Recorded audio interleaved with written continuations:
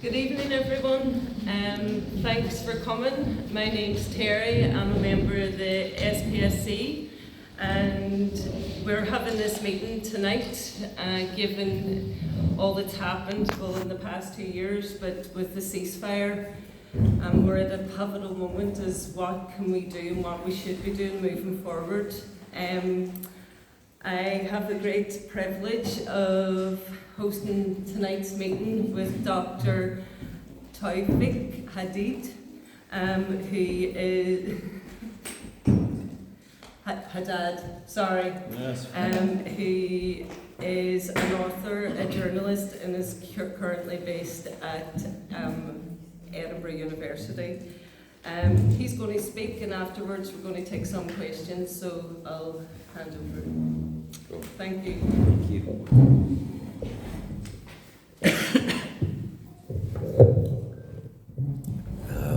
Everyone hear me well, yeah? Yes. Nice. Comrades, friends, Solidarity family, thank you for organizing this meeting today.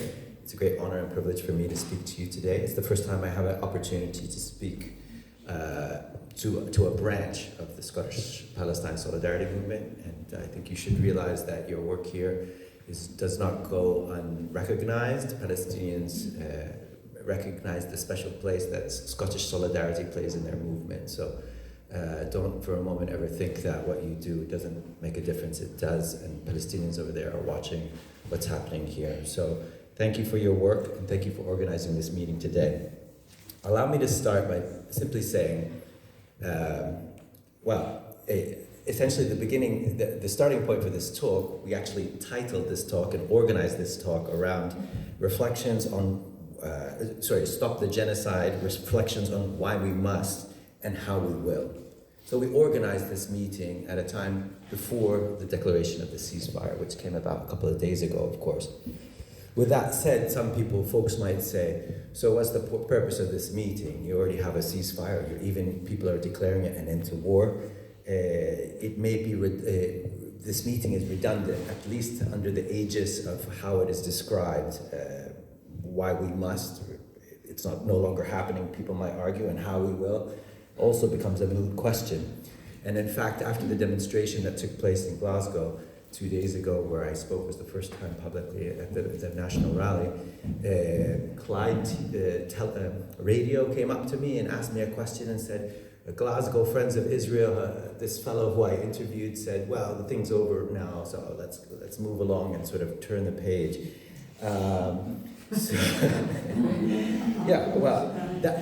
That is not going to be an isolated feeling out there, by the way. There will be obviously it depends who you ask, but you're likely not to be seeing very much activity certainly on the press, given their miserable record on how they covered the last 2 years. What we might be able to expect from them as the press and institutions and government figures about what the future holds and how we should be looking towards the future. So allow me and us here to think collectively about what we can do and what this moment means, okay? And in that regard, allow me to, as someone who follows this, who works on this topic, to provide my own sort of set of reflections around how we got to where we are, but also to redouble efforts around those two questions, because I will argue that both questions remain relevant now and perhaps even more relevant, particularly because of the context, but we'll understand later on why. So essentially I want to start this discussion by saying we got to this ceasefire because essentially from an Israeli and American or Western perspective, they had reached a largely untenable situation, okay? As a collective, and then between the two. And they didn't want it to get to a full breaking point. But what does that mean? So what was Israel doing? Nominally, Israel was launching some sort of counter-terror operation to get its hostages and captives or whatnot, and to decimate Hamas. In practice, what it was doing was it was launching a genocide, okay, which had totally different objectives. And the purpose of the genocide, it was not a genocide for genocide purposes. The genocide, people have this idea that a genocide is just kill everybody in sight. That's not what a genocide is, even though mass killing is a part of genocidal activity and the definition of genocide. It's an intention to destroy a whole people, etc., but it doesn't mean you have to kill everyone. That's extermination, okay? But all legal scholars, there was consensus as of September, from the UN, from the Association of Genocide Scholars of the World, from all human rights groups, that this genocide was being perpetuated in Gaza. The genocide was being perpetuated, however, for the purposes of terrorizing the population, with the intention to ideally push them across a border. Okay, the goal of ethnic cleansing was the aim of the genocide, and the destruction or the mass destruction of Gaza was to actually eliminate the Gaza Strip as a political entity and territory. I mean, think about this just for 1 second. You've got the Gaza Strip. Gaza Strip has no historical previous existence other than the fact it's a product of the Israeli-Palestinian conflict or Arab-Israeli conflict, right? These are refugees from 250 different villages from 1948 who were from coastal and southern Palestine who ended up in this small piece of territory that was controlled by Egypt. It happened to be territory, and Gaza City happens to be at a continental kissing point between Africa and Asia, and where two main historical trade routes meet, from North Africa up towards the Mediterranean and perhaps also towards Basra and Iraq, as well as from Gaza down, all the way down, what's known as the Hijaz, which is basically the western coast of Saudi Arabia, which was a trade route that came all the way from India all the way up. So you have this key geopolitical entity located on these key routes that are occupied by the descendants and the victims of Israel's initial ethnic cleansing campaign. And that territory is part of a larger two-state solution in people's mindset, right? As the supposed solution to the conflict. That this territory is one part of a larger sort of OPT, Occupied Palestinian Territory, and the general consensus is that there should be some kind of two-state solution because Europe's not going to take back its Jews or something like that, and the land needs to be divided, and that's the answer to the conflict.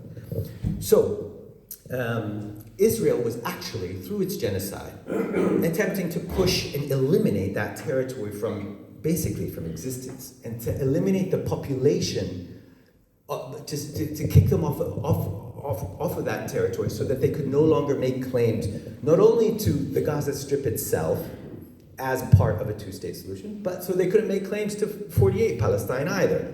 Because actually, most Palestinian refugees are from territories within 1 hour's drive from where they stand. Gaza Strip has 8 major refugee camps in it, amongst the largest in the Palestinian diaspora, okay? So it's 80% refugees, okay? 20% are from Gaza itself, which means that the political character of the Gaza Strip is always to do with refugees. It's not the old elites from Gaza are not, from a Gazan population perspective, it's really, the political demand is about return, really, because the Gaza Strip itself, even though of course Palestinians don't want the occupation there and they want Israel out of their hair and self-determination, all those aspects, but truth be told, they're actually from villages not very far away, an hour's drive, and they see every day that Israelis are sort of just enjoying their land that is of their forefathers, and they're stuck in these refugee camps for 70 years. So that's the historical basis of the conflict that everyone should know by this point, and I expect everybody in this territory, in this meeting, to know. So Israel wanted to sort of wipe that away, and it has been quite consistent about using ethnic cleansing at every stage of the conflict, from 1948. In 1956, there was a major attempt to create ethnic cleansing. There was the Kfar Qasim massacre, where inside 48 Palestine, where they killed 60 workers who to try and do. This came out later academically. Also, there's the Khan Yunis massacre in 1956. In 1967, by the way, there's an entire refugee camp in Jordan today called Gaza Camp, okay, in Jarash, because they actually kicked Gazans out and moved them to Jordan. Remember at the beginning of this thing, they were talking about Jordan, Egypt, they'll take them, don't worry, the refugees. They already did that once. And then after 1967, they also pushed refugees into Sinai. That's why Al-Arish, a good majority of the Al-Arish population is also Palestinian. Okay, so ethnic cleansing, and this is why Palestinians call it not just the Nakba, but they call it the continuous Nakba.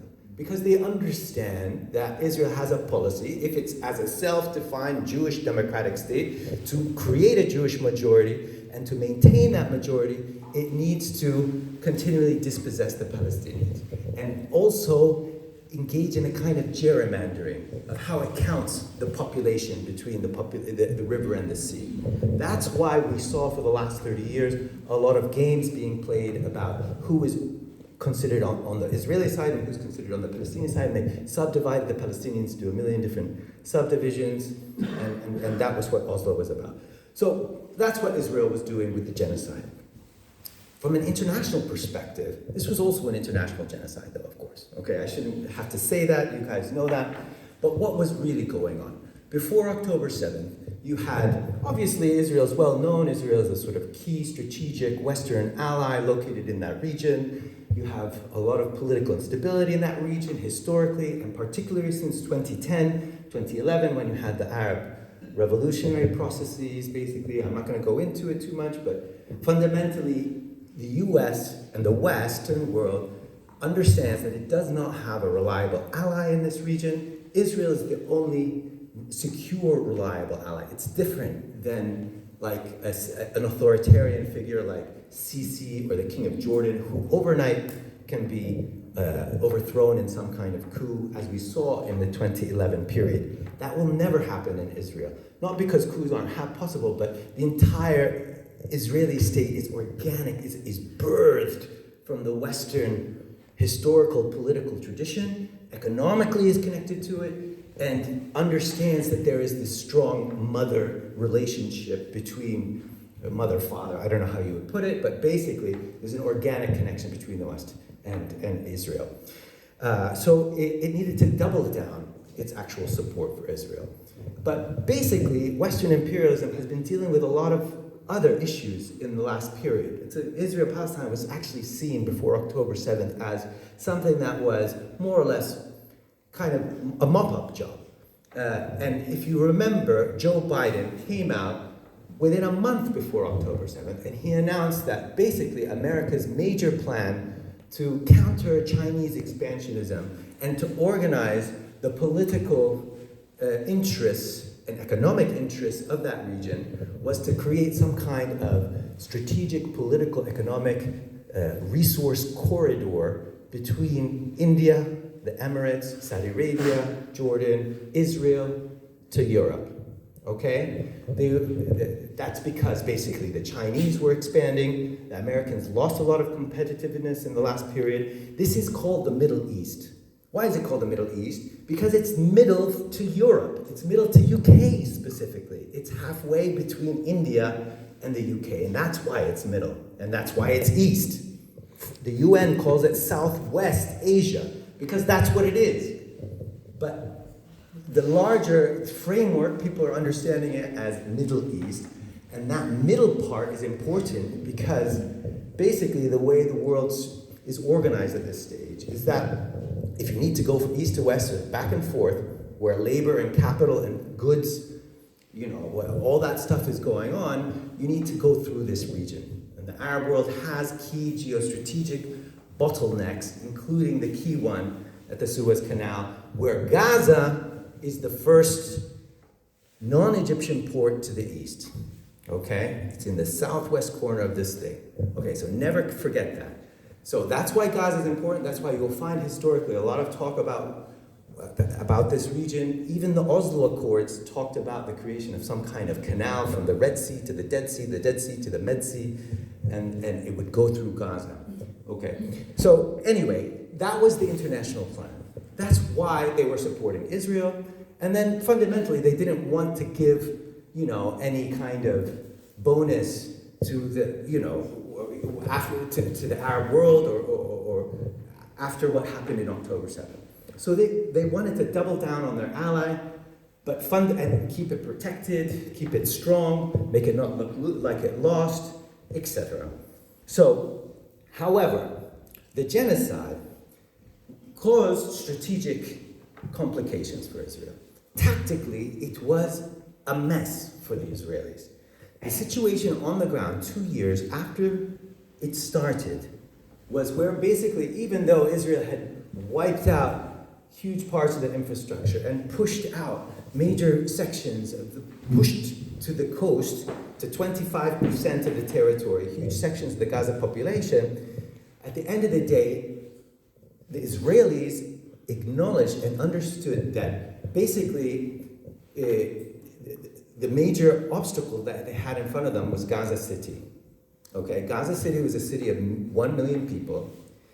From an Israeli perspective, they also knew that 80% of the tunnel infrastructure underneath the Gaza Strip was still viable.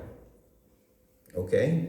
That's not inconsequential, okay? Because the tunnels played a huge role in providing an alternative infrastructure for the resistance to be able to move around. I'm giving you from the end, I'm not giving you what the press is. I'm trying to tell you what was going on, as an analyst of what was going on. They built 750 kilometers of tunnels beneath Gaza, okay? And it was double what the Chinese did in Chuchi City, which was one of the main tunnel complexes. And in fact, it's coming out that Israeli policemen who used to talk to and be the guard over Sinwar talked about, he remembers him reading about Vietnam and reading about the Tet Offensive, okay, which is how he planned October 7th. Okay, that's the reality of what happened. Now, the truth is, the genocide was not, okay, it's easy to bomb from overhead. It's easy to send a bunch of drones in and robot bombs and what the hell they were doing to scare the life and kill people, all over the place. But if you really want to uproot and defeat Hamas, you're going to have to get in there. And the Israelis, even when they went after Beirut, they attempted to surround Beirut. And it was a city of half the size, okay, population. So there were major questions whether Israel could do what it wanted to do. And there is no question they would have to pay a price for it. But I don't say that they couldn't do it potentially. There were also obviously some major Israeli problems inside Israel that were leading to, if the whole thing was about releasing prisoners and whatnot, there was good substantiated fears that this would actually endanger prisoner lives. And then the real question was, are you going to be able to actually eliminate Hamas? Well, it's not entirely clear. The truth was the army was entirely against the operation on Gaza City as well. Okay? Both the contemporary leadership, even though Netanyahu had handpicked loyalists to lead the army, getting rid of dissidents, even the loyalists said, look, take the deal on the table, let alone the old guard of the old military class in the army who said thing. And that was also beginning to reveal that what was really up was Netanyahu's, from a Western military perspective, they would have preferred to have an alliance, and they did have an alliance with the state of Israel and with the army of Israel, not with Netanyahu, who is a revisionist who has a lot of chips on his shoulder. He's an unscrupulous fellow. He's untrustworthy from all perspectives. It's not like the Americans have never dealt with Netanyahu. Okay, so, but they're allies at the end of the day. So basically, now with the situation militarily in Gaza as it was, with the internal situation inside Israel, and what I more or less had just explained, and let's not forget, before October 7th, there were also major divisions inside Israeli society. He was breaking Israeli society, by the way. What he had done was he had allied what's known as the Second Israel, okay? Israel was founded by an Ashkenazi Jewish European elite. And they did the initial ethnic cleansing, they did it through the Labour Party. What Netanyahu had done, numerically, him, the settlers, the Arab Jews, and the ultra-Orthodox Jews had gotten large enough demographically for him to organize a stable government coalition that won elections 5 times in a row, displacing the Ashkenazi Jewish hegemony, and he was working slowly to take over the state internally through, although argued that the Ashkenazi elite was still dominating things like the judiciary, the cultural sort of elite, all that, those kinds of institutions. Anyway, I won't get too into it. There were grave dangers, there was fears that Netanyahu was coming to breaking Israel. There wasn't going to be an Israel left in the same way we once had it. You would have a completely alienated section of Israeli society that might do better off in Miami or Berlin, or encourage the out-migration that was actually taking place. So that untenable situation, basically, and then when you add to it what you guys were doing, what was happening internationally, particularly the level of escalation that it reached, a general strike in Italy, talks of a general strike in Greece, dock workers stopping cargo in Morocco and who knows where else. The Labour Party internally voting that it's a genocide, meaning in this country, meaning certain implications of what that would mean. France beginning to try and work, all of this was the product of hard-fought struggles of grassroots actors like you and me and all around the world that took the struggle to the level of elites and was eventually getting somewhere, finding some kind of traction. So, and with the UN itself also saying, look, this is genocide and all this sort of stuff, it made it a very complicated situation for Israel to move forward, especially in the context where Netanyahu was seen as somebody who had to protect his ass because of his legal things and was going for greater Israel rather than going for something bigger rather than something that was much more defensible within the parameters of how they had structured what they were doing in Israel. Formally, they were getting hostages and killing Hamas or whatever. Reality, they were committing ethnic cleansing and genocide and going for greater Israel. And so the West Trump pulled the plug on Netanyahu. Trump pulled the plug for now on Netanyahu. Okay, and that's where we stand. That's the basis of the ceasefire today. The ceasefire keeps alive the West's larger ambitions for a greater Middle East economic political corridor. It gets the captives out. It keeps Hamas alive for another day, but doesn't mean that these things are, the truth is we don't know exactly what the ceasefire says. We don't know the entirety of the agreement. And that's the complication of attempting to make an assessment of it. Especially, but with that said, we still always have limitations on how much we know at any particular period. But this is where my question, why we must stop the genocide, we can return to that. You might say, well, okay, it's not happening anymore. Of course, the question itself is kind of aberrant. If it's a genocide, of course we should stop the genocide. It goes without saying. What I mentioned in my talk at the rally the other day is so much of our energies, the past period, have basically been focused on stopping the genocide. The ceasefire now gives us an opportunity to actually think about what enabled this genocide. Where did it come from? And the question of why we must stop the genocide also, the truth of the matter is there are multiple reasons why we must stop this genocide. It may seem formally that the genocide has stopped or at least paused, but certainly we are aware that this could start up very soon, very fast, okay? Israel was fundamentally sort of engaged in a kind of video game. Most of it was a video game warfare, right?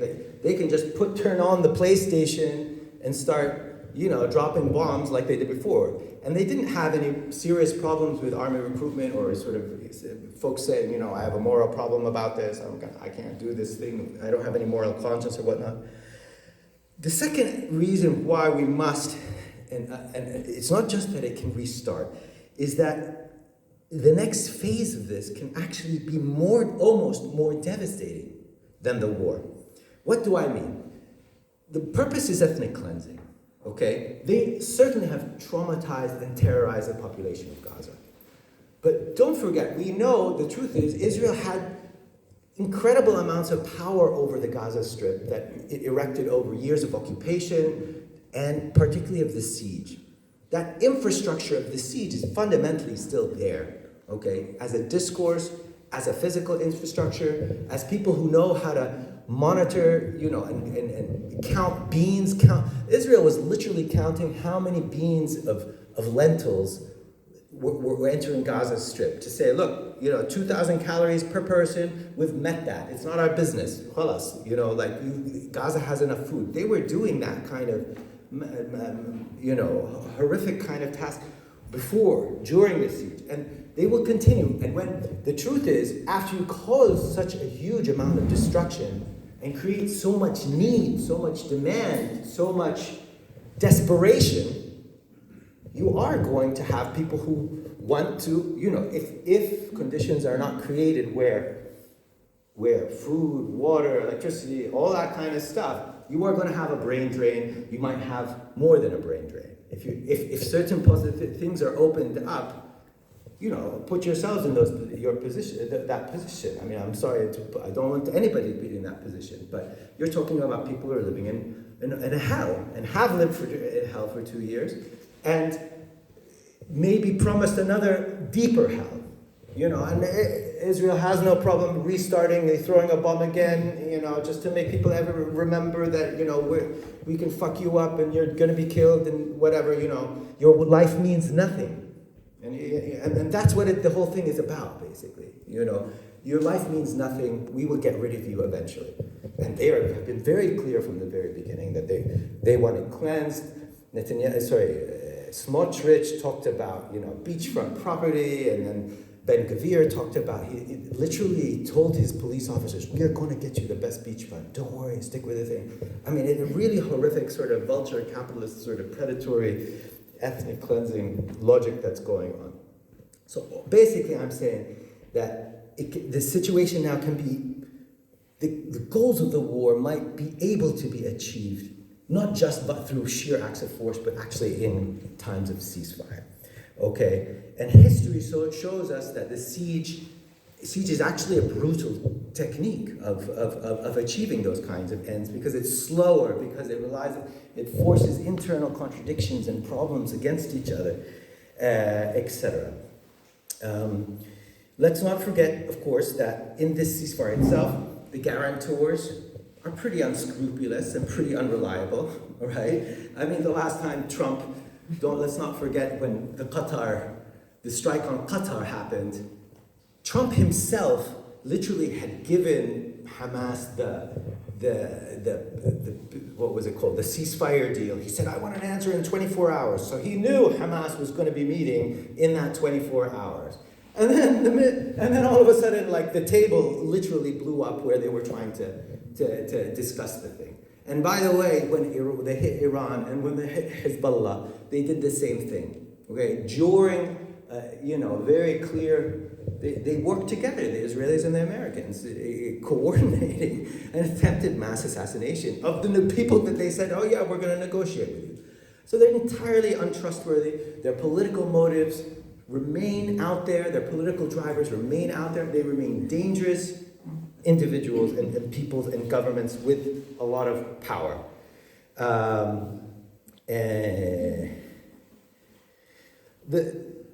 The next reason why I think it's obviously why we must, work to stop this genocide, because it's in remission in a way, is because the genocide itself was not just something that happened over there, but something that had very clear British fingerprints or footprints on.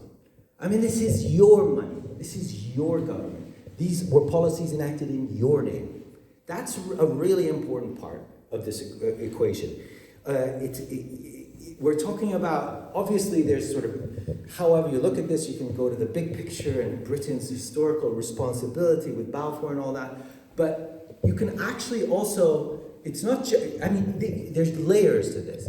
There's the most immediate sort of the fact that, you know, you've got arms factories here in the different parts of the UK that were directly participating, and people who profiteered off of this genocide in the British business ruling class, etc. So, you know, it's saying something that you allow this, you know, filth in your society, many times representing you, perhaps, you know, certainly profiteering and doing it in your name. So, but the responsibility goes deeper. Another element that's not so well talked about that I want to make sure people also hear is this peace process period. From 1993 up until October 7th, 2023, I mean, and well beyond, it was sort of some kind of peace. People understood it as the period of the peace process, right? There was $50 billion worth of aid came to the occupied territories to essentially establish that brutal Manichaean system, which basically saw the institutionalization of an apartheid regime. But before 1993, no one called it apartheid in Palestine. The occupied territories were kind of like, you know, the Israelis went in and out of them the way they wanted to, whatnot. It was only because of the first Intifada that they needed to do this great act of gerrymandering and establishing the Palestinian Authority and basically of fragmenting the occupied territory, the West Bank and the Gaza Strip. They fragmented the West Bank into 150 different islands. And Gaza was the largest of the entire set of islands, the entire Palestinian archipelago. They called this island situation, which de facto was a Bantustan situation, and folks in this room are hopefully old enough to understand what the Bantustans were in South Africa, they called it as though it was a state in the making. But everybody knew it lacked sovereignty. So basically, they were working systematically to establish forms of local elites that would administer to the local population, get the Palestinians off the Israeli books from a security perspective, from a civil perspective, an administration perspective, and out of sight, out of mind. Lock them up behind a bunch of walls, and then create a bunch of fat elites on the top. This was their plan. And we get to control who gets to go in and out, the money that goes in and out, the skills that go in and out. We control their development. They control the commanding heights of it, the Israelis and the internationals. The internationals built the apartheid system that was the prerequisite for the genocide to take place. Okay? It's a very important point because the internationals get off the hook for it. It's not Israel who just perpetuated this genocide or enacted this genocide through their... It was Western bombs, and it was the West which created the conditions within which the genocide could take place. Let alone the West which created Israel as its solution to the Jewish problem of Europe, etc., and all those questions to do with World War II, which I'm not going to go into. So we need to acknowledge that there is a direct responsibility between the UK and what happened in Palestine. And finally, I would argue it is a danger to ignore this genocide, and this responsibility. And that it's not just for some sort of high moralistic purposes or whatnot. It's a direct danger to people in this country and people of conscience around the world. What the Gaza genocide unleashed in terms of trends, technologies, tools of mass murder in forms of efficiency, the technologies that Israel has been developing through government surveillance, monitoring, etc., if those are globalized, if the Gaza genocide is globalized, it will wreak havoc, not just the way it wreaked havoc in Gaza, it will wreak havoc across the world. Okay? We already see how Israeli technologies and technique, Israel is not some, I'm not picking on Israel. Israel had very particular military population control problems because it was ruling over this population that it needed to solve. So the Americans and the West and the Europeans and the Brits shoveled money at the Israelis to develop these technologies and these techniques. And now that stuff is coming back. Okay? That stuff is, we already see it. So the technology's there, and it's not just them, but because they have strategic advantage, because they had to deal with it in a way that you guys didn't yet. Okay? But you may, especially if in the hands of certain politicians. That's the danger. All this to say, these technologies and tools will destroy our democracy, will retard and divert our democracies, will hollow out our civil liberties. Our civil liberties took time to build, but in the last 2 years we saw them destroy, academic freedom, freedom of the press, right to protest, right to unionize, all these kinds of things.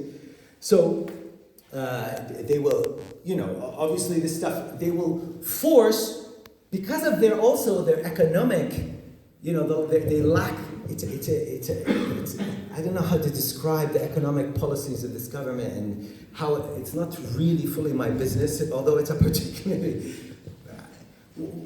what I'm really trying to say is, in the lack of a clear economic policy, where basically the last 30 years, British government policy has been about money laundering and real estate and no industry, right? No real productive forces, right?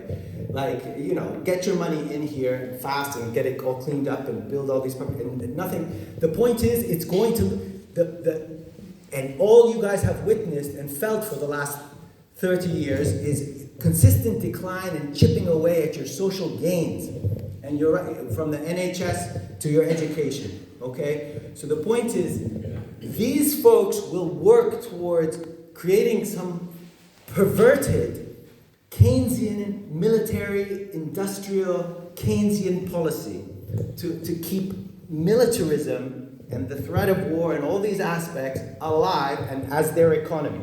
And if you read, there was a full study done by the British Academy and the Royal Society about artificial intelligence. 30% of the jobs in the UK may be destroyed because of artificial intelligence. Think about that, okay? So, in any case, they don't have any serious economic policies. They're a sort of a pathetic political economic class that's sort of predatory and vulturistic. And they might go down the logic of that kind of economic policy of sort of, and in fact, one thing I want to mention is doesn't worry about it. Don't worry about it. The point is, it's a danger. Okay, it's a danger to you. It's a danger to Palestinians. It's a danger to people of conscience around the world. The final aspect of this talk, and I'm in my last minutes here, has to do with how to stop this. Okay? How to stop this? The second question, which I think is probably the most important question, right?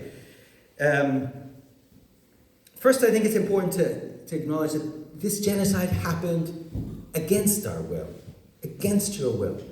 The majority of British people and Scottish people were against this, but still our politicians, your politicians, went with it. They gave it a free pass, okay? It took us and you to organize and demonstrate, fight tooth and nail, organize in places like this, taking from your free time to actually build some form of critical mass to be able to do something, to be able to gain traction, to attempt to take back your own democracy and your democratic practices, even though it felt like bloody hell. I mean, is it so much to ask to actually not support a genocide? Think about it. I mean, that was really the situation that we were put in. So it was a failure of our democracy. It was a failure of the international system, which long ago knew and saw the human rights abuses that were taking place. But all we witnessed was paralysis, cowardice, doublespeak, gaslighting across the board on all the international system. The entire international system collapsed, and local democratic practices also failed and basically betrayed us. Were overtly undemocratic. And we lacked an executive power to implement. We had to substitute for what should have been our systems and our states and our representatives, who should have listened to us from the beginning. But they didn't. They went along with their plan and with their agenda, all because of the things we described earlier. So we cannot fully come back. The process of stopping a genocide and resurrecting and winning our democracy and creating forms of accountability is a much larger process. But the question of Gaza is a key ingredient in rebuilding that. The questions it raised, the organic connection between the Gaza genocide and what happens in the local and on the global is the key argument that we need to win and emphasize, particularly the dangerous aspect of it. Finally, allow me to sort of move forward. When we talk about then how to move, we need to step into the space of producing that executive. That's the point. We can't rely upon, genocide is not something to wait around for, or you get to do a do-over later on, or to wait for those trends to come back to Scotland and start messing around with internal rivalries between different parties. There is no shortage of failing economic projects. There's no shortage of narcissistic and fantastical, pathetic politicians who may want to save their own skin or make a few extra bucks for them and their friends. And the Israeli techniques and technologies can give them a pathway to survival, you see. And that's the danger here. And think about if you take Israeli technologies to a place like India. Sorry, we have to tell him. There is an Israeli military-grade surveillance system in Glasgow city centre for the last 10 years. There you go. Just so you know. Fair enough, thank you. Okay. No interruptions, please, Meg. Sorry. Okay, we're just going to wrap this up here, folks. Sorry, I'm not sorry to take your time. But the point is, we need to take this to the next level. We need to we need to build on this sort of collective understanding and experience, and then basically organize. We already got to the key critical level of having traction. Now we can't allow the retreat of this. We shouldn't demobilize. It should be the opposite. Demand accountability, and let's get systematic about it.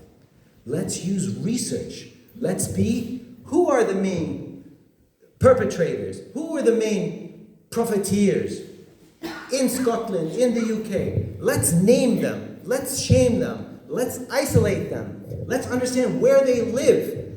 These folks go to bed every day kissing their children to bed, acting like there's no problem. I'm sorry, there's a problem. You just made a lot of money out of a freaking genocide. And I don't want that genocide going anywhere else. There's already been enough killing. Okay? That needs to be the approach that we take. But we need to be systematic about it and intelligent about it and build around it. Fundamentally making the case that Scotland or Glasgow or wherever is going to be a genocide-free zone, going to be an apartheid-free zone, and that we are going to demand accountability, and we're going to be systematic about it. And it might be the time and place to call for an accountability conference, where you bring together a global one, start with Glasgow, and look for those connections between Glasgow and the genocide and this agenda that I'm talking about. Look at it on the national level, look at it on the state level, on the global level, etc. We need accountability conferences. We need to democratically come up with our list of perpetrators and criminals, and then we need to aim towards citizen arrest and citizen accountability, and breaking up, dismembering those political and economic networks that made this possible so it doesn't happen to anyone else. Finally, the last thing I want to say is there are already precedents and already struggles that have happened. There are legal struggles. There are people in your communities who have already put their names and selves on the line and maybe paying the price for that, for their efforts. Those struggles are also really important. Let's not forget those too. You see what I'm saying? Like there's different frontiers of this. There's no one knockout blow. Okay, the legal struggle is going to be important, but building popular accountability, popular congresses, where we come up with the worst abusers and we realistically assess our own resources try to get consensus and democratic push so that we can all, ideally, we don't want individualistic action, we want collective action. That's where the power is, basically. So, because, aiming in the end towards forms of pickets, forms of direct action, forms of targeted intervention against the worst abusers and those which might be the most important political gains. We don't have to defeat everybody at the same time. Obviously, there's always questions of tactics and strategy. If you make a strong move against a major player, everybody else will listen. They understand. They're following very carefully what's happening. Don't you worry. So I think I'll end there. I think that's a good start. Thank you.